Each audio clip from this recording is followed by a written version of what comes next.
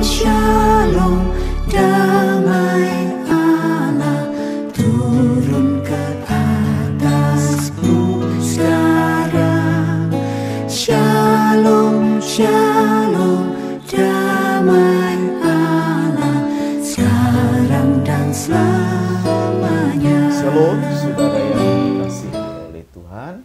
Berjumpa kembali di dalam program Gembala Menyapa Anda, bagian yang ke-13. Kita masih berada di halaman dan sedang membahas benda suci yang kedua, bejana pembasuhan. Pokok doa yang ke-8, jangan mencuri. Dasarnya kitab Keluaran pasal 20 ayat yang ke-15.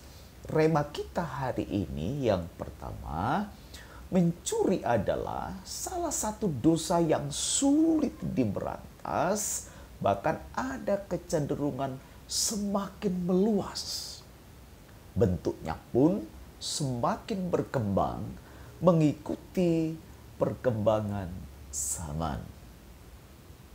Mencuri artinya mengambil uang atau benda apa saja yang bukan milik kita. Kecurangan itu juga dikategorikan sebagai pencurian. Oleh sebab itu, janganlah kita berbuat curang dalam bentuk apapun juga. 4. Hukum ke-8 ini menuntut kejujuran di dalam semua urusan kita dengan sesama. Yang kelima, milik pribadi orang lain harus kita hormati.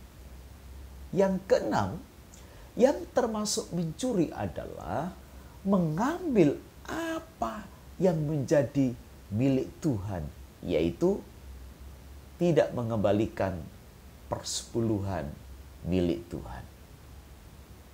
Mencuri kemuliaan Tuhan itu juga dilarang. Cara agar kita tidak menjadi pencuri, cara agar kita berhenti mencuri, ada dua yang akan kita pelajari hari ini. Yang pertama, milikilah kasih agape, kasih yang dari Tuhan. Roma pasal 13 ayat 9 berbunyi sebagai berikut. Karena firman, jangan berzina, jangan membunuh, jangan mencuri, jangan mengingini, dan firman lain manapun juga sudah tersimpul dalam firman ini, yaitu kasihilah sesamamu manusia seperti dirimu sendiri.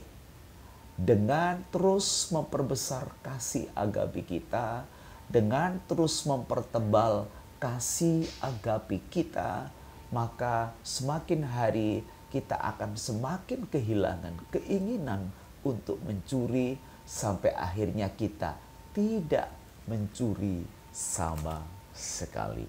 Yang kedua caranya adalah bertobat dan kemudian kita bekerja keras. Efesus pasal yang keempat ayat yang ke-28 berbunyi sebagai berikut.